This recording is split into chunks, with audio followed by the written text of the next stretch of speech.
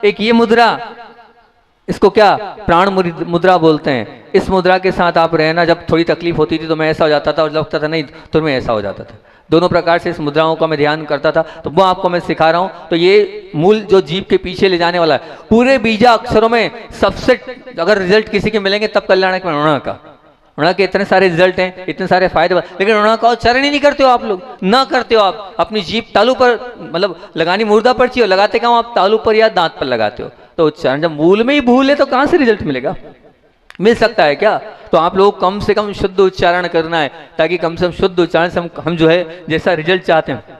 अरे ये वो नमोकार महामंत्र है, जिस नमोकार महामंत्र के शुद्ध उच्चारण और पाठ करने से जैन तो जैन, एक मुसलमान भाई सांप उतारता है। विचार करना, क्या उतारता है? सांप उतारता है। सांप कभी इस नमोकार महामंत्र से उतारता है, वो नमोकार महामंत्र है, लेकिन आप करते ही नहीं उसका शुद्ध उच्चारण करो। पूज्य ज्ञान सागर जी महाराज इसका ही मंगलाचरण करते थे। एक बार जब पहली बार मैंने तलवारा में प्रवचन किया, तो वो जो एक सज्जन थे, वो सज्जन आ गए हमारे पास। जीवन में पहली बार प्रवचन किया और मैंने इसी नमोकार मंत्र का वहां पर मंगलाचरण किया, तो वो आ गए, बोले जैसे महाराज आचार्य ज्ञान सागर जी महाराज जी उच्चारण करते थे, सीधे वैसे का वैसे ही उच्चारण आपका निकल रहा था। अरी अरु, और जैसे वो नाक से उच्चारण करके करते थे, पूरा मैं आपको ऑब्जर्व कर रहा था। बोले वो 40, 50, 60 साल पुराने वो ज्ञान सागर जी आपको देखकर याद आ गए। मुझे बड़ी प्रसन्नता हुई, कम से कम अच्छी बात तो है। तो उसके बाद मैंने नियम ले लिया कि प्रयास करूंगा 99% मेरा मंगलाचरण यही होता है। कौन सा? नमोकार महामंत्र का। जैसे ये मंगलाचरण होता है तो मुझे लगता है बहुत कुछ मिल गया। तो मैं सिखा रहा हूँ, शुद्ध उच्चारण करोगे आप तो निश्चित रूप से आपको बहुत एनर्जी फील होगी, जैसे मैं आपको उच्चारण बता रहा हूँ। तो एक बार मेरी तरफ देखें आप। नमो अर्हन्ताणम्,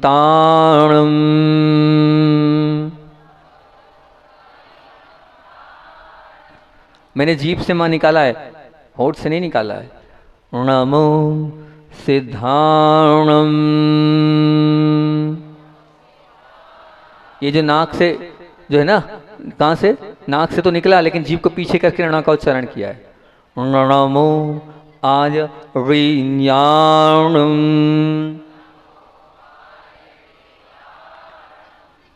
नमो वुवज्झायाणम्,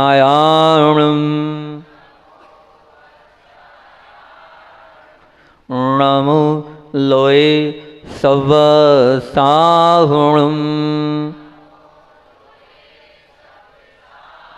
बहुत अच्छा, इसको ही आप प्रयास करके ऐसे ही करना, कल से गलती मत करना।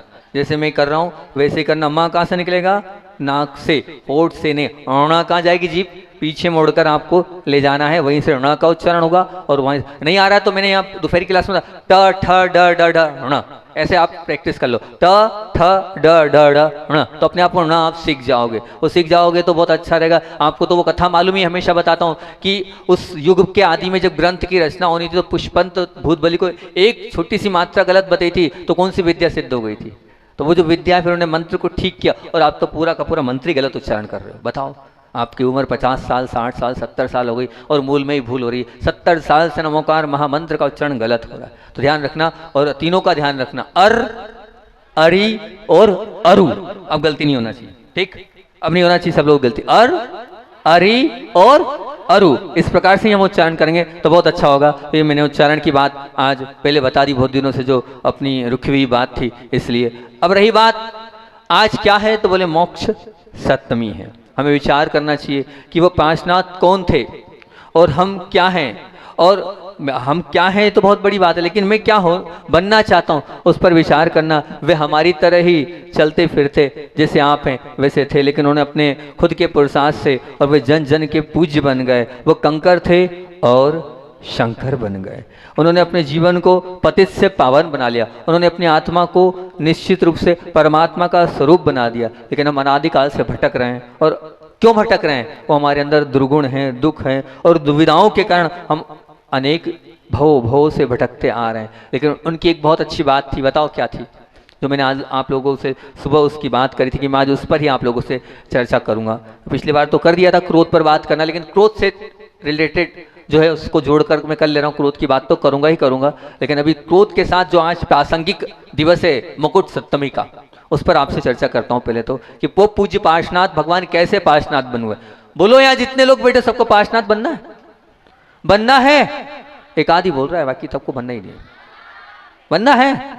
तो पार्श्वनाथ कैसे बने अपन उस पर चर्चा करते हैं। सबसे पहली बात, क्रोध करना नहीं, क्रोध करना नहीं, इस विकल्प पर सीधे अमल करने के बजाय, ध्यान से सुनना क्रोधी लोगों, क्रोध रखना नहीं, इस विकल्प पर अपनी पसंद की मोहर लगा दो। क्या बोल रहा हूं, क्या बोल रहा हूं? क्रोध करना नहीं, इस विकल्प पर सीधे अमल करने की बजाय, पार्श्वनाथ भगवान की बात है तो क्रोध रखना ही नहीं, इस विकल्प पर अपनी पसंदगी की मोहर लगा दो। मतलब क्या हुआ, इसका तात्पर्य क्या हुआ? हो सकता है किसी के निमित्त के कारण तुम्हें क्रोध आ भी जाए, परंतु मन की भूमि पर क्रोध का अड्डा जो है, किसका? क्रोध का अड्डा मत जमने देना, सतत ध्यान रखना। क्यों महाराज जी, ऐसा क्यों बोल रहे हो आप? क्रोध का अड्डा क्यों नहीं जमने देना है?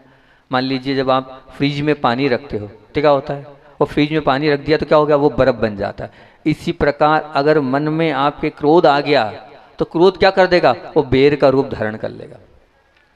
क्या हुआ, क्रोध अगर रख लिया देवेंद्र जी, क्रोध रख लिया तो क्या हो जाएगा, बेर का रूप धारण कर लेगा। ध्यान रखना, आप निश्चित ये मान के चलना, आने वाला जो क्रोध है उसको टिकने नहीं देना है। ये निश्चित रूप से आप अपने जीवन में मान के चलना, अपने जीवन के संग्राम को आपको जीतना है। तो अगर जीतना हो तो ये बहुत बड़ी बात है, क्रोध आए और क्रोध आएगा, लेकिन क्रोध को क्या है, स्थान नहीं देना, बिल्कुल ध्यान रखना। मतलब ये शव जब पड़ा रहता है तब सड़ने लगता है, शव जब पड़ा रहता है तब सड़ने लगता है, कचरा जब पड़ा रहता है तो बदबू फैलाने लगता है, और दूध जब पड़ा रहता है तो फटने लगता है। उसी प्रकार क्रोध जब संग्रहित होता है तो वह हाहाकार मचा देता है, हाहाकार का सृजन कर देता है। ये निश्चित मान के चलना। जीवन में दो बातों पर आप निश्चित ध्यान रखना। क्या दो बातें ध्यान रखना, क्रोधी लोगों सुनो, क्या ध्यान रखना?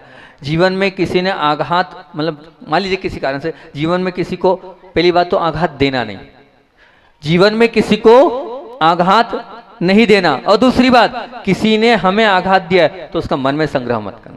किसी ने दे दिया है तो मन में संग्रह मत करना। इन दो बातों का व्यक्ति अगर प्रयत्नशील हो जाए तो ये निश्चित ये मान के चलना, क्रोध आएगा और क्रोध आकर चला जाएगा, पर क्रोध बेर का रूप नहीं रहे।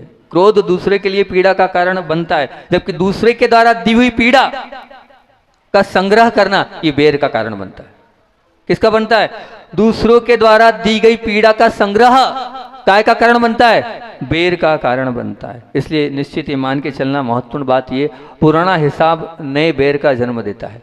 क्या बोल रहा हूं, क्या बोल रहा हूं? पुराना हिसाब नए बेर को जन्म देता है। तुम बेर से बचना चाहते हो ना, तो पुराना हिसाब चुकता करने की बजाय छोड़कर पुराना हिसाब भूलने की आदत डाल लो। क्या बोल रहा हूं भैया, ध्यान तो सुनो, बहुत बड़ी बात बोल गया हूं मैं। क्या बोलिए अध्यक्ष जी, राकेश जी, क्या बोल रहा हूं मैं ये बोल रहा हूं कि पुराना हिसाब चुकता करने की बात छोड़कर पुराना हिसाब भूलने की आदत